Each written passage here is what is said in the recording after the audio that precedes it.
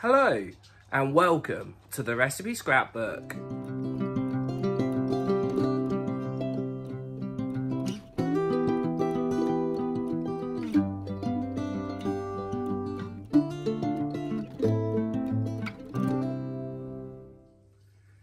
Today I'm going to show you how we can use the rubbing in method to make a fantastically crumbly, short, sweet short crust pastry. We are then going to use this pastry to make some mini fruit or mince pie crumbles. Here are the lists of ingredients and equipment that you will need to make this recipe.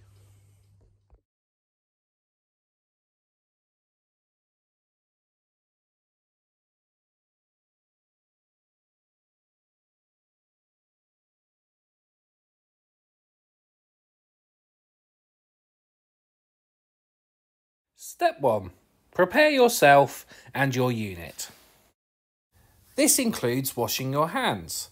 We need to do this using hot water and hand soap for 30 seconds. This is done to remove any bacteria that may already be on your hands.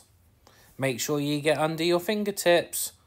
There'll be bacteria hiding underneath them as well. Rinse your hands under hot water to make sure that your hands are clean, and then dry them with paper towel.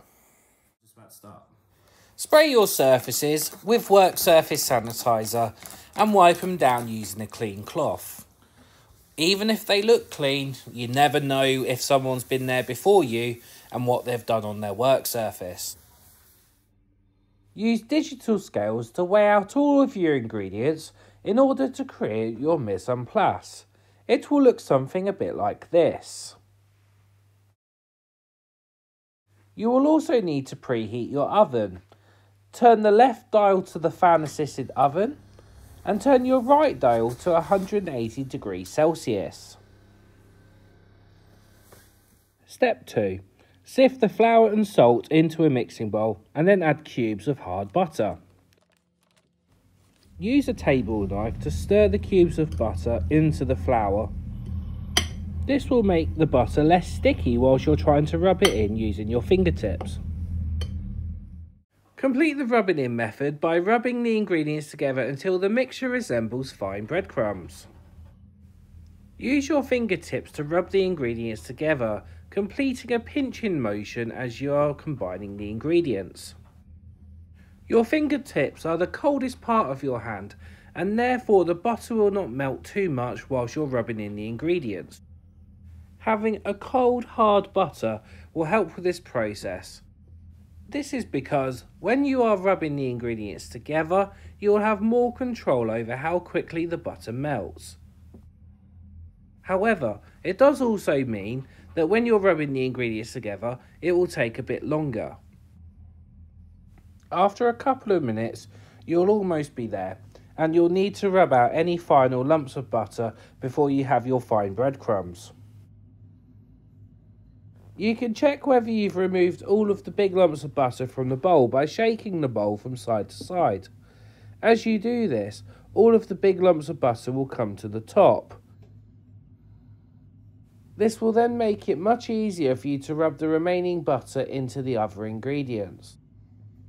Keep checking this by shaking the bowl from side to side until you've removed all of the big lumps of butter. Check this as many times as you like until you've removed all of the lumps. If you do not remove them, then your pastry may develop holes whilst it's cooking as the butter melts in the oven under the heat. Not removing the lumps of butter will also affect the overall finish of the pastry. If not all the butter lumps are removed, then the pastry will become more tough and less crumbly as it's cooked, which means that you'll struggle to bite into it. It is therefore very important to get it right at this stage, so make sure you do. Step 3. Weigh out 100 grams of the crumble mixture from the bowl to use for the topping for later. You will use this later once you've filled your pastry cases with either fruit pie filling or mincemeat. You will then need to add sugar into your remaining crumble mixture in your bowl and give it a stir using a table knife. Step 4. Add cold water 1 tablespoon at a time into your crumble mix. Stir in the water using your table knife and you'll see that the crumble mixture starts to clump together. It is very important you do not add too much water initially at this stage. If you do, it will affect the final texture of your pastry. By adding too much water, your pastry will become really tough and difficult for you to chew. Therefore, it is always a lot easier to add a little bit more water into your mix, like I do here. Repeat this process until you have a pastry that is fully clumped together. You will then be able to get your hands into the bowl to make your pastry into a dough. Push the dough against the edge of the bowl and you will clean the bowl of any pastry. Don't be fooled though guys, this does not mean you get out of washing up your bowl later on. Step 5. Roll out the pastry on a lightly floured work surface using a rolling pin to 3mm thick. Start off rolling by firstly pressing down lightly using your rolling pin. Roll the pastry 3 or 4 times and then rotate the pastry 90 degrees. This is to avoid the pastry sticking to your work surface. You can then press down more firmly so that the pastry becomes evenly rolled out. Having your pastry the consistent thickness will ensure that your mini crumbles are evenly cooked when they come out the oven. Step 6. Cut out 12 rounds for the base of your mini crumbles using a large cutter. Try to cut your shapes out as close as you can to each other.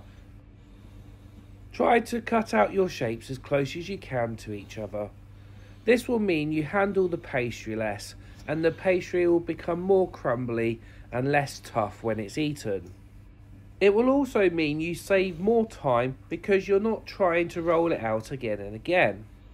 However, if you do have any remaining pastry, roll it out again until you have 12 rounds. Step 7. Place the pastry rounds into your muffin tin. Place the pastry round over the hole in the muffin tray. Press the middle down and smooth out the edges using your fingers and thumbs, so there's no gaps. Repeat this process until you have all 12 pastry rounds into your muffin tins. Then, you'll need to half fill your pastry cases with your pie filling. I've decided to do 6 here with cherry pie filling, and then 6 here with mince pie filling. Use a teaspoon to fill your pastry cases. I found that 1 heaped teaspoon would be enough to fill a pastry case. However, the amount you need will be fully dependent on the size cutter you've used to cut out your pastry rounds. The smaller the pastry cutter you've used, the less filling you'll need to fill your mini crumbles. Step 8. Sprinkle the crumble mixture over the top of the filling, splitting the crumble mix equally between the 12 pastries. Be generous when portioning out your remaining crumble mix, as this will stop the filling from overflowing as it cooks in the oven. As the crumbles cook, the sugars inside the pie fillings will heat up and they'll start to bubble. The bubbles will absorb any crumble mix, so it's always best to have too much than not enough. Step 9. Bake them in the oven for 12 to 15 minutes or until they're golden brown on top. They will look like this when they're done. When golden brown, remove the crumbles from the oven. Leave them to cool and then remove them from the tin. Use a palette knife to work the pastries out of the tin, lifting them up and then placing them upon a cooling rack. Do it very carefully because if they're still hot, they may crumble. It would be such a shame after all of the hard work you put in if they break at this stage, so carefully lift them out of the tin. Once the crumbles are removed from the tin, you can then sprinkle some icing sugar over the top in order to improve the presentation. And then voila! You should have a delicious fruity crumble full of filling and crumble topping. So there we have it. That is how we would make a classic short crust pastry to then make mini fruit pie or mince pie crumbles.